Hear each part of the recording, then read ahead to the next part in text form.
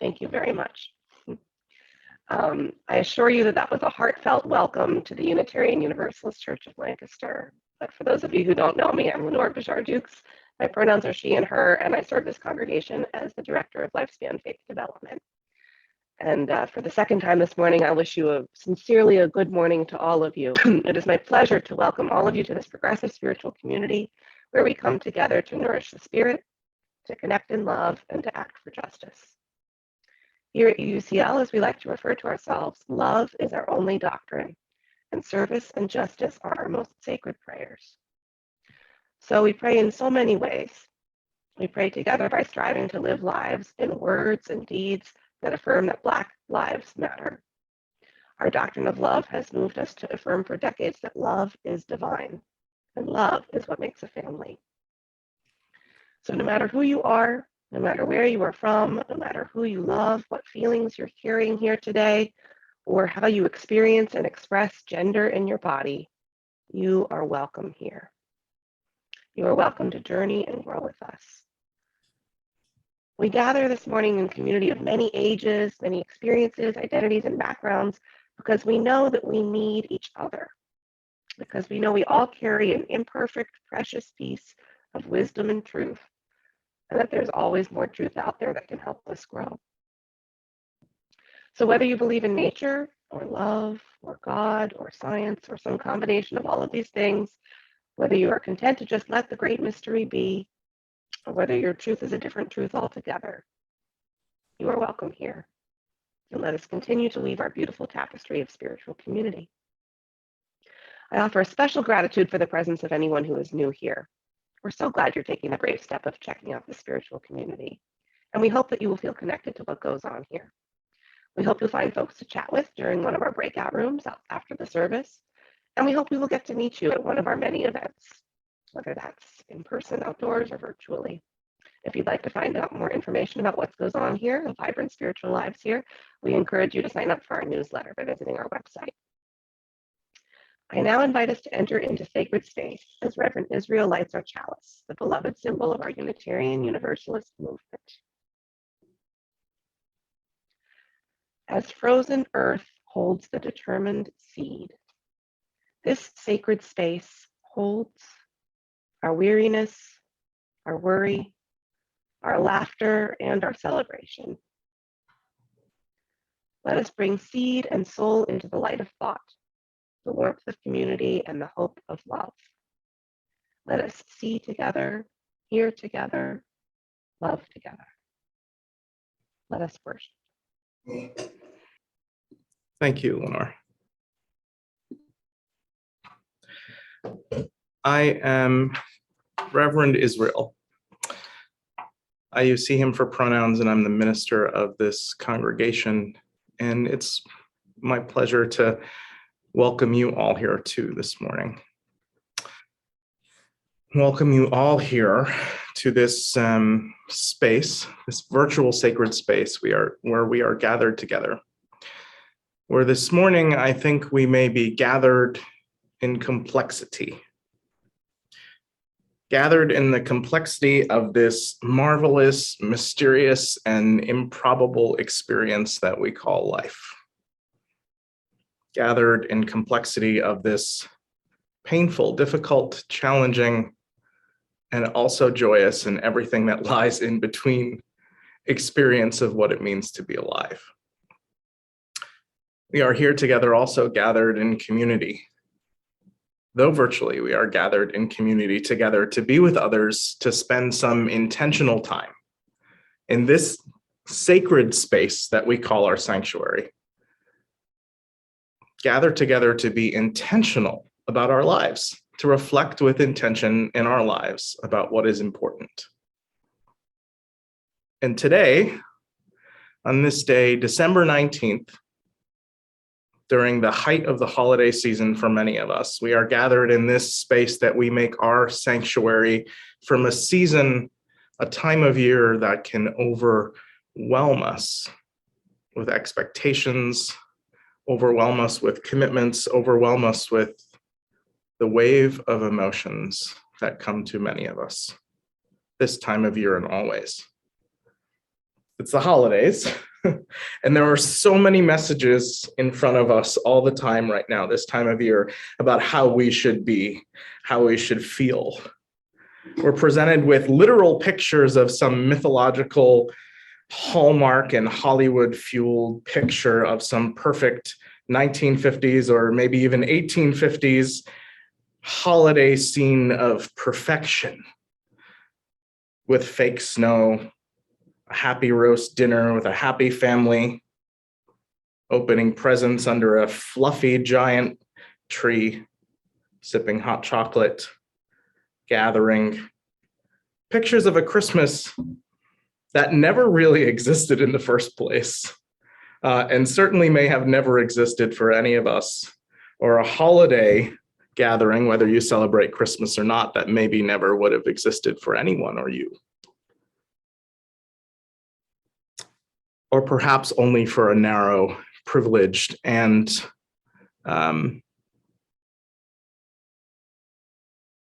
few who maybe weren't quite aware of the way things truly are in the world. So here we are gathered at this time of year, where some may be excited, filled with anticipation. Maybe if you are a child or have children, they are filled with anticipation and excitement for what may come during the holidays. Or maybe some of you don't want to deal with all of this merriment or joy. Maybe you want to run away from it and hide and be alone. Maybe you could care less. Maybe you desperately want this to be a normal holiday season where we don't have to worry about our health or the health of other people or putting other people's health in danger by simply eating with them, being around them, breathing the same air. Perhaps some of you feel for your own safety or your own family's safety because they are not fully protected from this virus yet. Perhaps some of us desperately want to see things get back to the way they always were, even if we're not entirely sure what that vision of normal we have is. Some of us desperately wish we could see certain people who are either far away or who we will never be able to see again, only in our memories. And so we are together in this virtual sacred space, my friends. Together this morning, in joy and in pain, in disappointment and in anticipation, in grief and in gratitude. And this time of year, I think emotions are felt more deeply than they are at some other points. Though we may go around through certain parts of the year unaware of what we truly carry in our hearts, this year they can really be brought to the surface.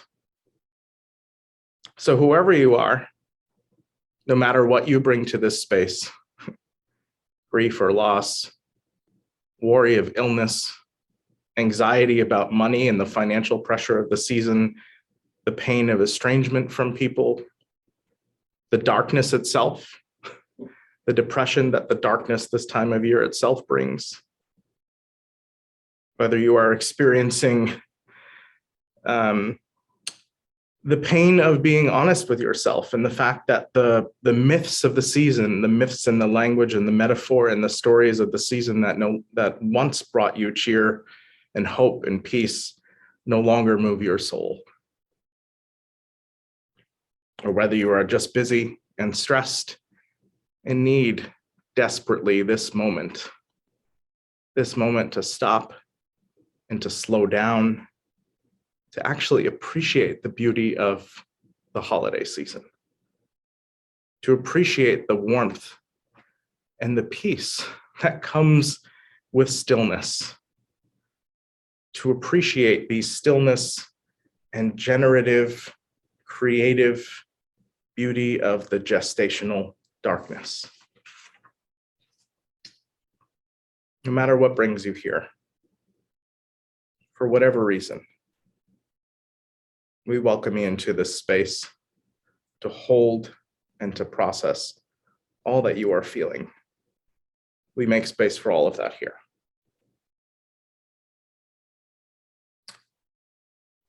And so now, I invite you, if you wish, now, or if you brought one with you, or if you want to grab one during the song that comes next, to get a candle for yourself. To grab a candle and to light it. And let the simple act of placing some fire in front of you remind you that even though when hope is very difficult to find, the glow of a distant ember is our hope. For hope is that spark in the dark, that distant, dim spark in the dark that reminds us that we together are always working to bring our light to the world. And that when we do it together, it multiplies. So whether you feel like celebrating or not this season, you are loved here and seen, and you are welcome to bring your light to this space, no matter how dim your embers might be.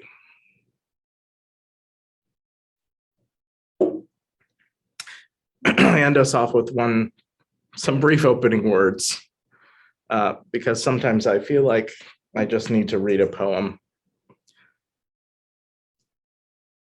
This is by Patricia McKernan Runkle.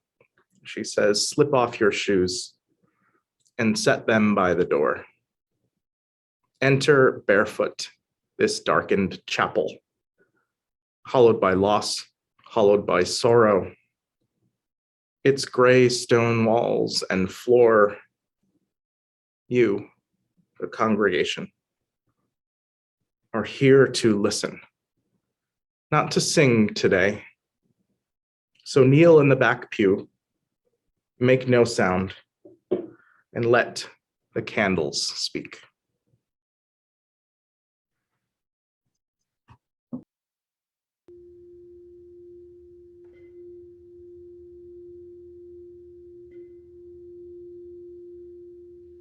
In the bleak midwinter, frosty wind made moan. Earth stood hard as iron, water like a stone. Snow had fallen, snow on snow, snow on snow. In the bleak midwinter, long ago.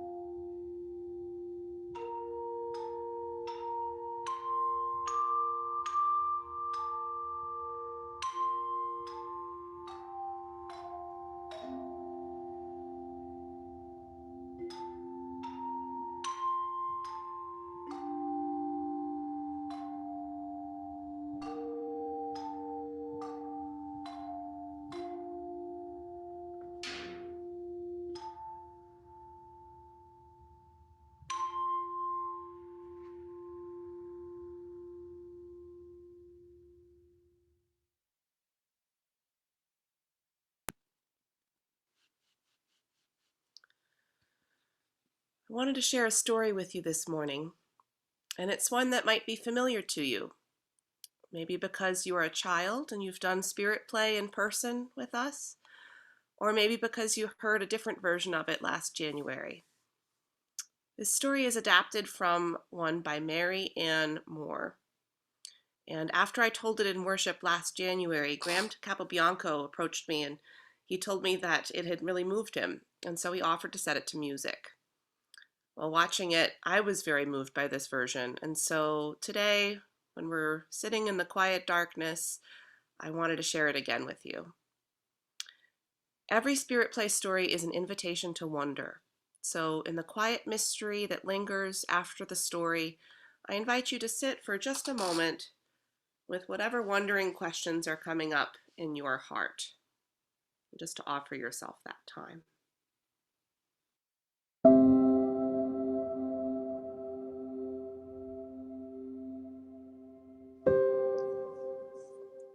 At the beginning of time, there was only the quiet darkness.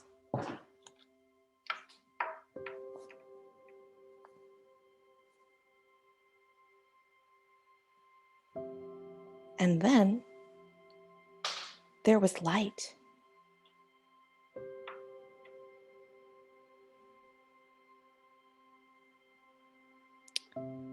But no matter how much light there was still darkness, like an empty piece of paper to make a picture on.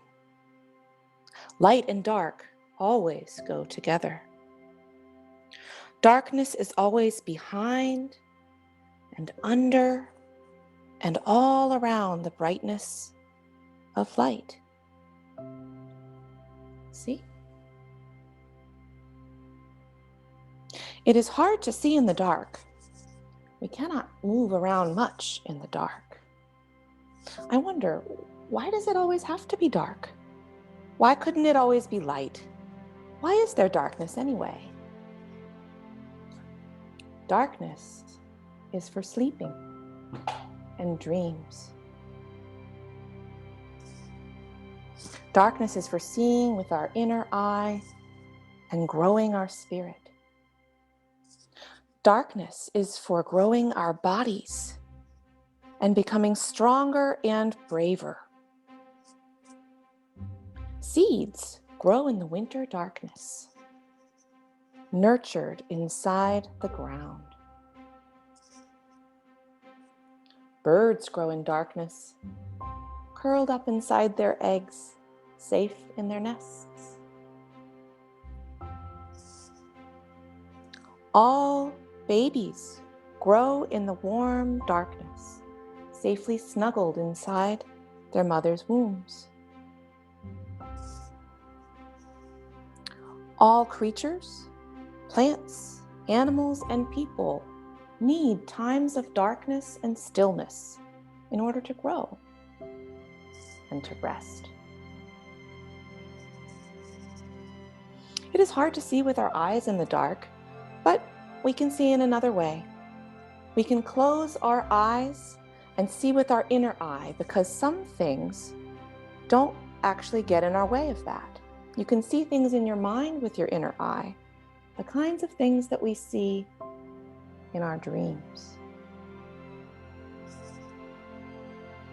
You know, some dreams are fun and wonderful. Sometimes the things that we see with our inner eye or in our dreams are scary or chaotic or hard to understand.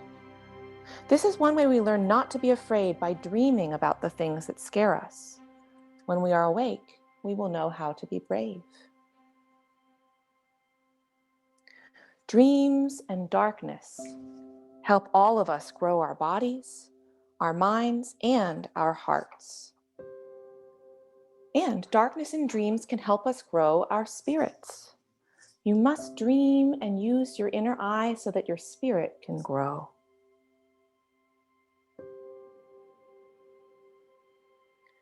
We are never alone in the dark, you know?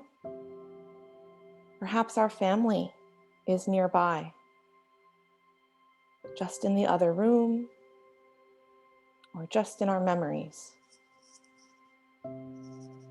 Maybe we have a pet or a stuffed animal to keep us company in the dark.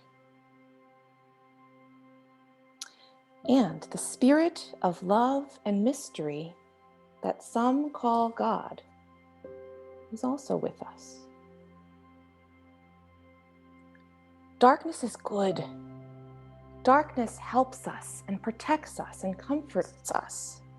Darkness can be like a wonderful big hug.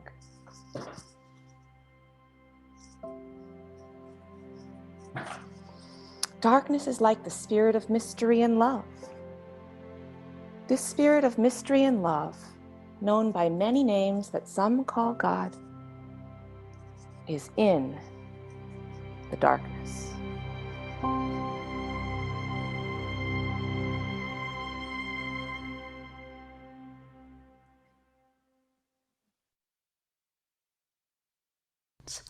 Honor the dark as you do the light.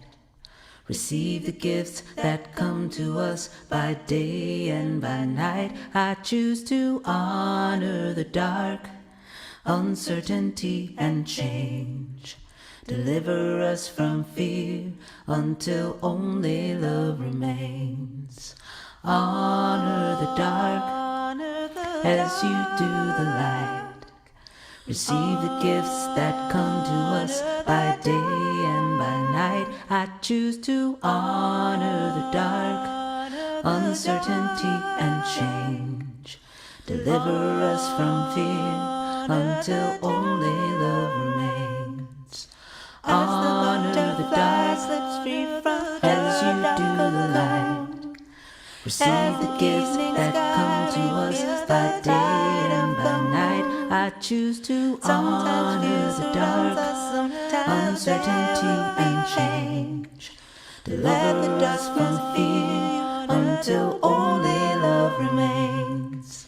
Honor the dark as you do the light. Receive the gifts that come to us by day and by night. I choose to honor the dark, uncertainty and change.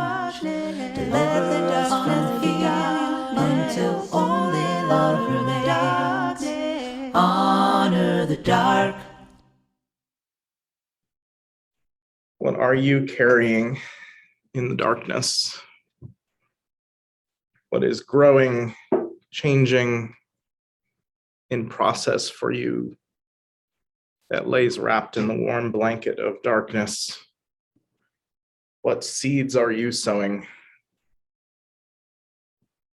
What joy and pain, grief and gratitude are you wrestling with?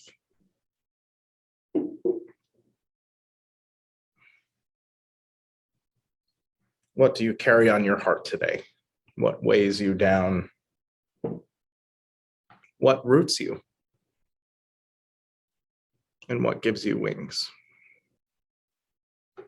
This, my friends, is our space for bringing all of who we are, all of those things that we carry in our hearts, all of the pain and suffering and the joy, all of the complexity. That is life. And that is what we are here to do, to make sense of it and to let each other know that we are, to let you know that you are not alone. So I invite you now, if you wish,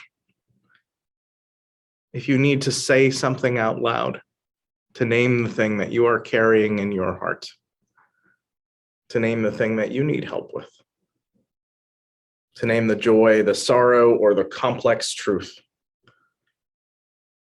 that you want this community to hold you in as you process it.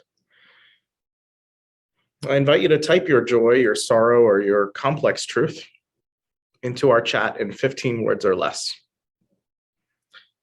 We'll read it aloud for you, and if you want us to share your name, write your name, and if not, just leave it out. And as we read your joy, sorrow, or complex truth, we will place a stone into this, our communal well, so that you know that you are held here. For all of the joys, the sorrows, and complex truths that remain in all of our hearts, the things that all of us carry, the things that are difficult to express in words some days. For all that is in process and all of who we are, I place this stone into our well so that you know, so that all of us know that there is space for all of our complexity here. That we do not have to pretend to be something that we are not. That we do not have to pretend to be okay. That sometimes we can just come and sit, put our feet in the water, stare out onto the horizon with each other, and know that we're not alone. For all that you carry, I invite you to listen to a poem that I'm going to read you right now. The title of this poem is Self-Compassion. It's by James Cruz. And I invite you to think for a moment as I read the poem about the areas within yourself where you need a little compassion, where things are a little bit raw or rough, challenging, sticky, painful. As I read this, for you to identify that in yourself, and then we will try out a practice with one another afterwards. The title of this poem is Self-Compassion. My friend and I snickered the first time we heard the meditation teacher, a full-grown man, call himself honey, with a hand placed over his heart, to illustrate how we too might become more gentle with ourselves and our runaway minds. It's been years since we sat with legs twisted on cushions, holding back our laughter. But today, I found myself crouched on the floor again, not meditating exactly, just agreeing to be still, saying, honey, to myself each time I thought about my husband splayed on the couch with aching joints and fever from a tick bite. What if he never gets better? Or every time I considered the threat of more wildfires, the possible collapse of the Gulf Stream, and then remembered that in a few more minutes I have to climb down to the cellar and empty the bucket that I placed beneath a leaky pipe that can't be fixed until next week.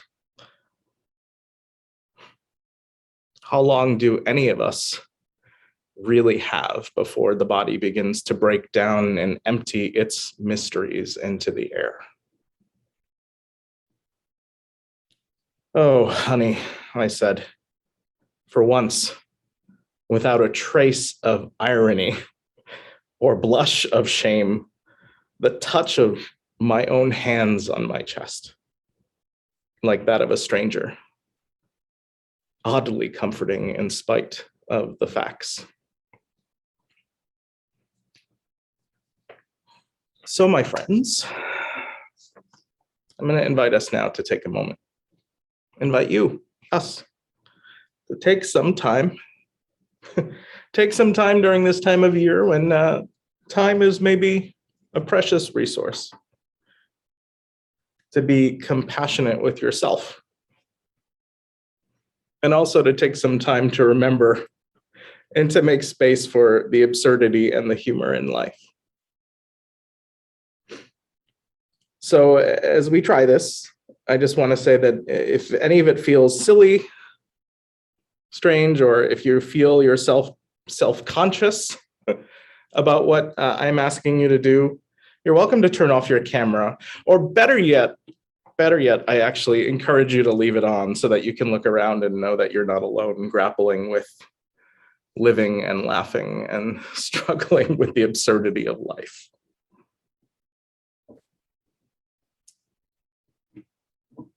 Meditation is not it's not a competition. And it's not something that anyone ever fully masters.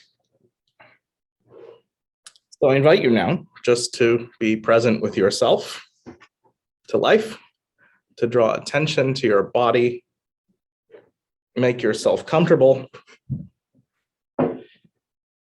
to draw your attention to life, everything that is going on. But to notice mostly yourself in this moment, not as just a mind, but as a body physically, with a presence in a chair or on a couch or on the floor or wherever you're sitting.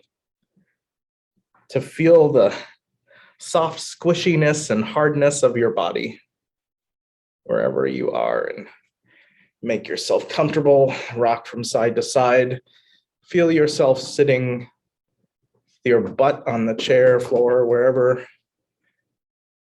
Feel your feet on the floor. Feel your legs and your feet like two giant trunks,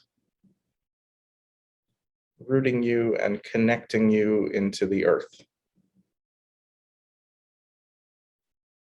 reminding you that you are not separate from this earth, but a part of it.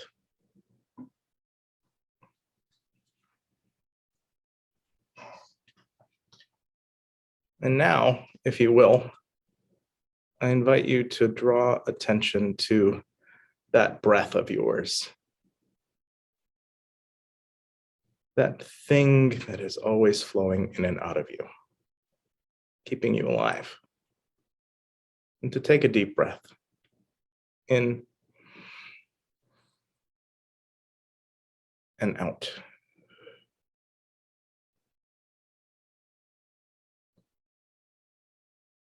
And again, in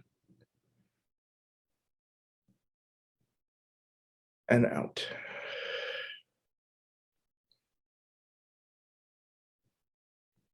And one more time. In, out.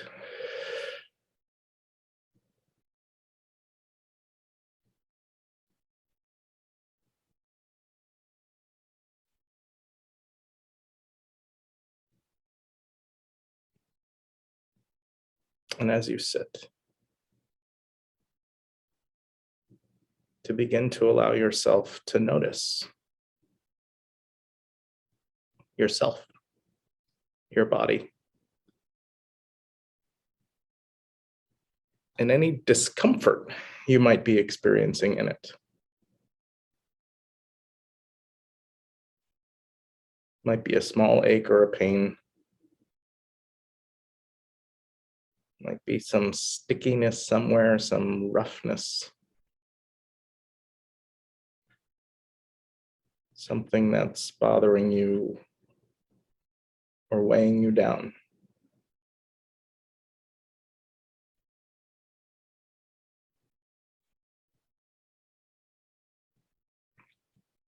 And remember that we don't need to push it away, but just let it be there for now, for today. Let it be there and notice it.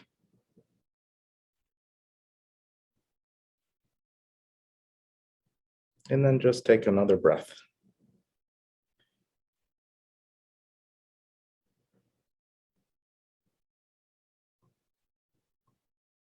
And when you're ready, take your hand and place it gently on your chest, over your heart, or even both hands. And push the palm of your hand gently onto your chest.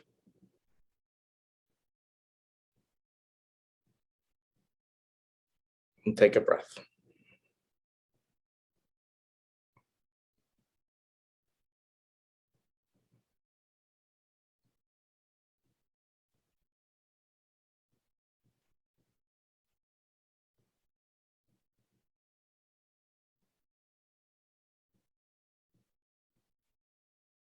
And let yourself feel yourself.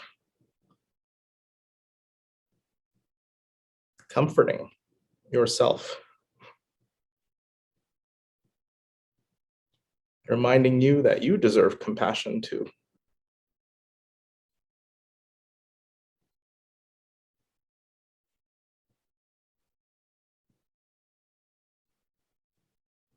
And when you're ready,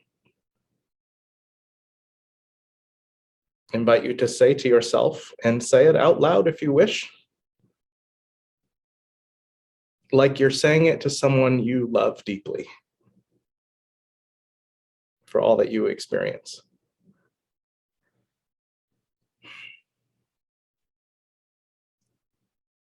Oh, honey.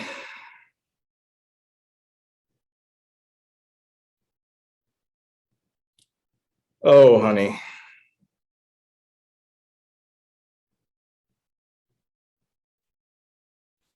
Oh, honey. Even if it feels silly. Laugh if you need to. Move past the awkwardness of being the center of attention for a moment. The awkwardness or the fear of actually allowing yourself to make space for what arises.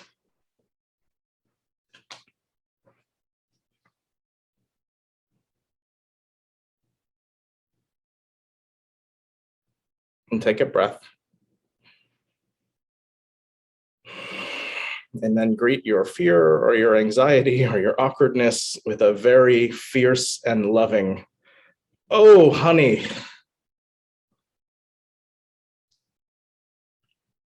And even if you want to, extend that oh out and feel its vibrations.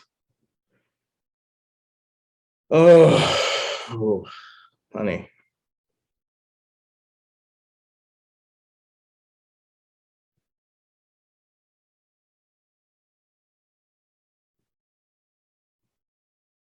I invite you during the song that you're going to hear now to continue doing this if you like. And may it remind you to give yourself patience, compassion, and love, and to not lose your sense of humor. Okay, honey.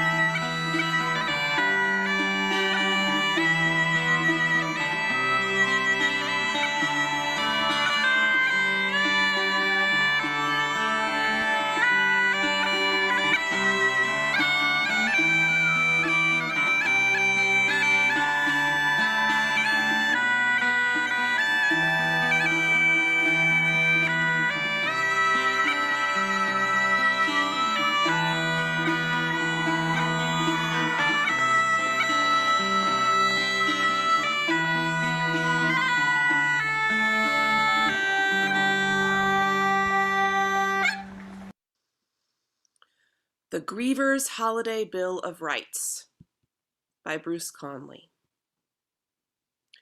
You have a right to say, time out, anytime you need to. Take a time out to let up, blow off a little steam, step away from the holidays, have a quiet moment, and start over. You have a right to tell it like it is. When people ask, how are you? You have the right to tell them how you really feel, not just what they want to hear. You have the right to some humbug days. You don't have to be jolly and upbeat all of the time. You have the right to do things differently. There is no law that says you must do all the holidays the same way, always. You can do 10 cards instead of hundreds, or no cards at all. You can open presents at someone else's house. You can eat pizza instead of turkey. You have the right to be where you want to be. Be at home or with loved ones. Be in any city or state of your choice. You have the right to have some fun. When you have a day that isn't so bad and you feel like doing something fun, then do it. Don't be afraid of what someone else will say if they see you laughing and having a good time. Laughter is just as important as tears. You have the right to change directions midstream. Holiday grief is unpredictable. You may be all ready to go somewhere or do something and suddenly be overwhelmed. When that happens, it's okay to change your mind. There's plenty of time in life to be predictable. Exercise your right to change when you need to. You have the right to do things at different times. Go to church at different times. Open presents at a different time. Serve your meal at a different time.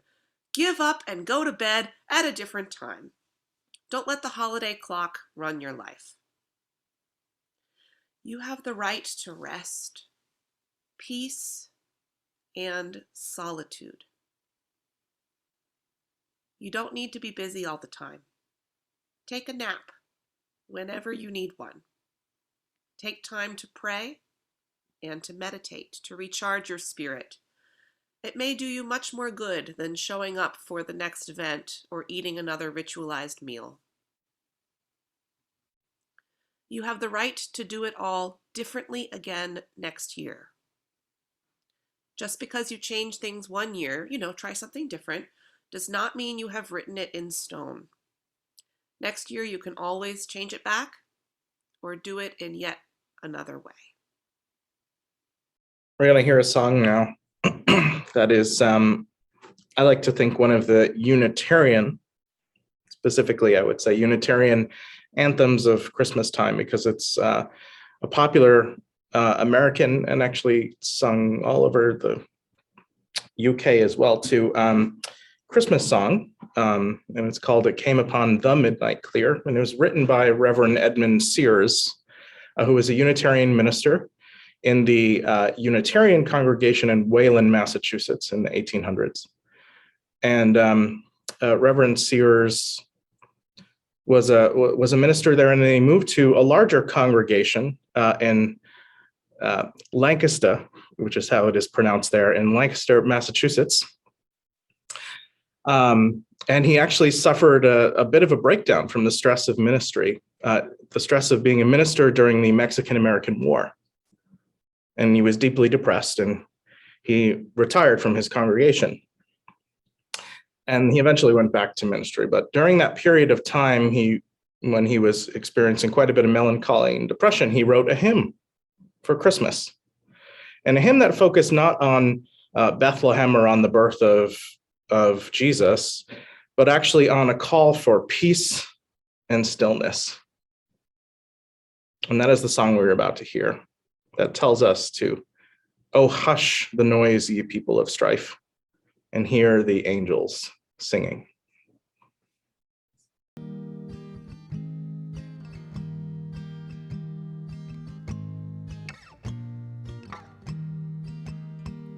It came upon the midnight clear, the glorious song of old, from angels bending near the earth to touch their harps of gold.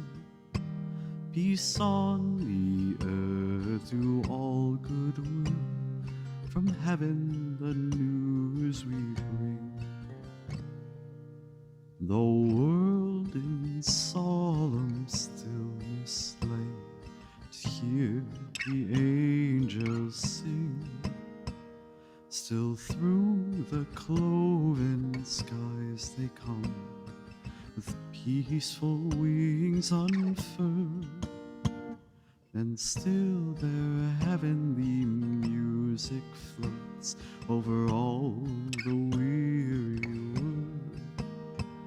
Above its sad and lowly plains, they bend on hovering wing, and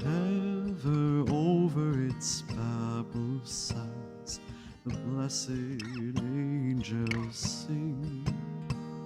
But with the woes of war and strife, the world has suffered long. Beneath the angel strain have rolled 2,000 years of wrong. And we who fight the wars hear not the love song which they bring. Oh, hush the noise of battle strife, and hear the angels sing.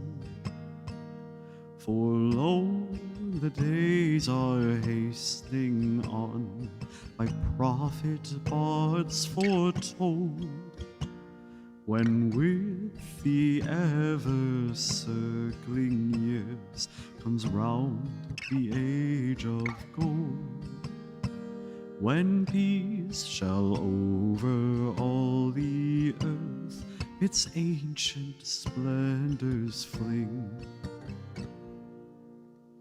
and the whole world give back the song which now the angels sing. I'm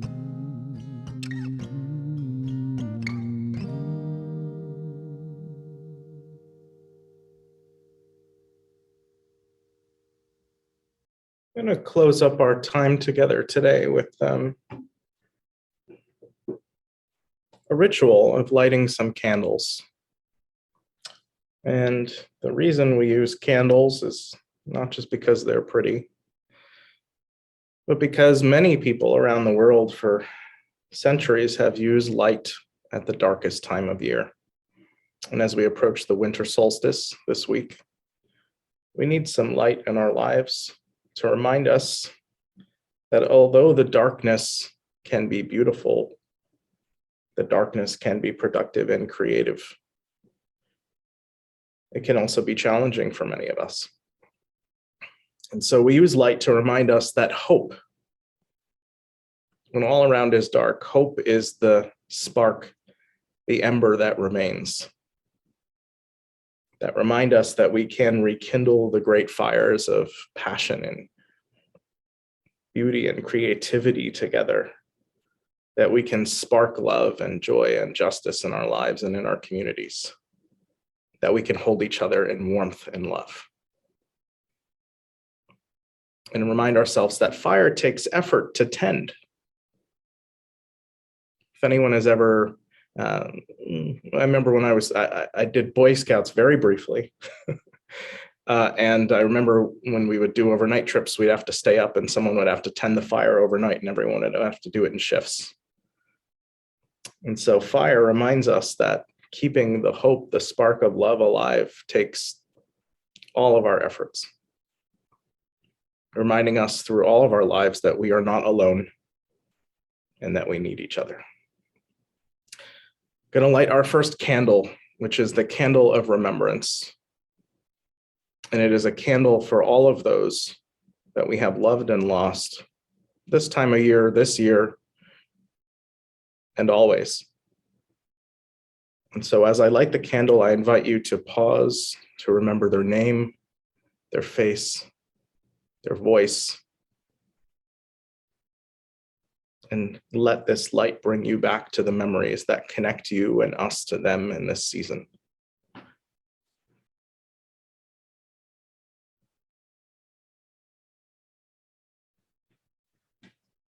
And we say,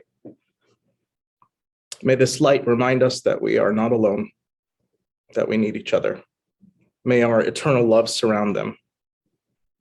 For all that we have lost and for all who experience loss, may they know peace. May we know peace. May I know peace. The second candle we light is for the pain of loss.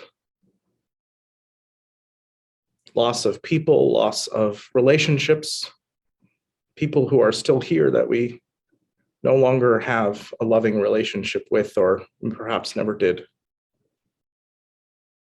Loss of jobs, loss of health for ourselves and our loved ones, loss of certainty and safety, the loss of joy and peace.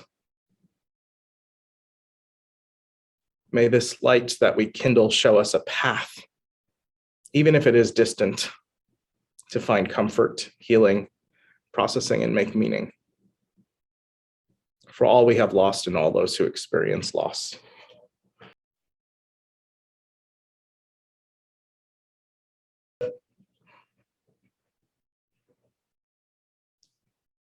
Our third candle is a candle for those who have lost their direction or purpose. For all of us who have lost our faith or our beliefs and faith in something that once was dear, that helped to give our lives meaning. The feeling of loss or connection to something that is greater than ourselves, or connection to life itself. For all of those who feel disconnected from their center, from the thing that has held them at some point in life.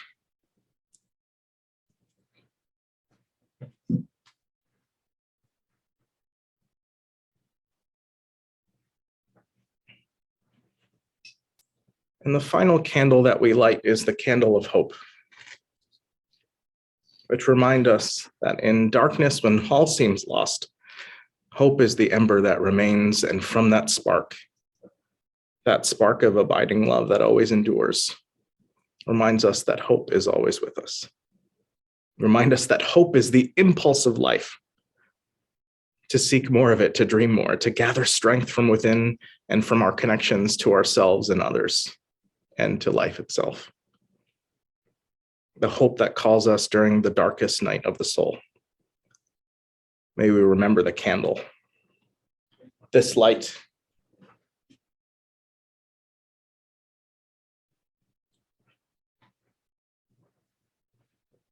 May we remember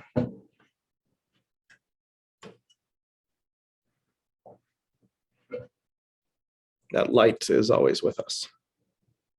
For all who hope, for all of us. May they know peace. May we know peace. May I know peace.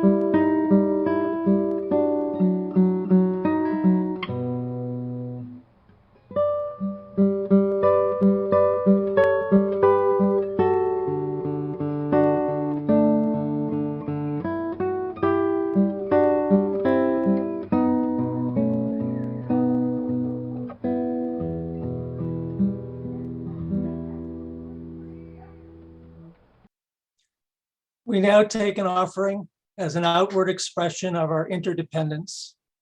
You can support our work by texting the amount of your donation to the number on your screen or by visiting our website, UUCLonline.org. This month, we share half of our offering with Tenfold. Tenfold offers a continuum of services in Lancaster to address homelessness, promote affordable housing, and spark the power in all people to achieve equitable housing and financial security. Please give generously in this season of giving. Thank you.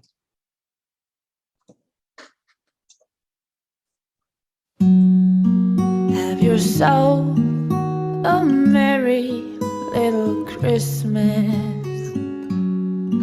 Let your heart be light. From now on, our troubles will be out of sight. Have yourself a merry little Christmas.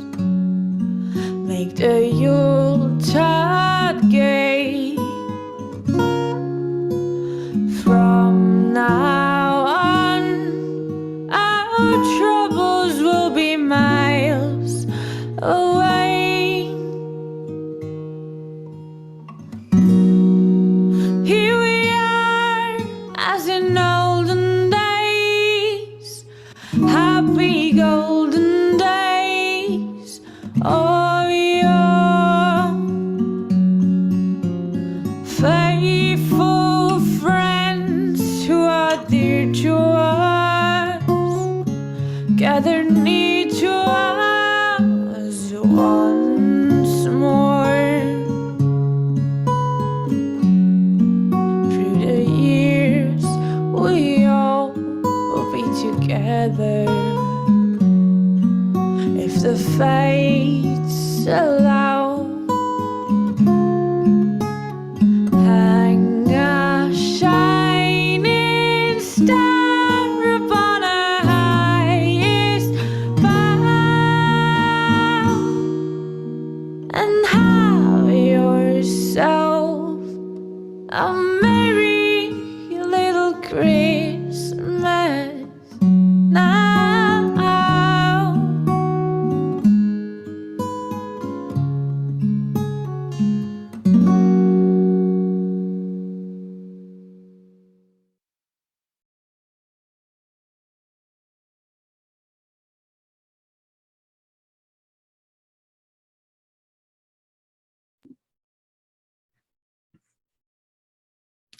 Our service has ended.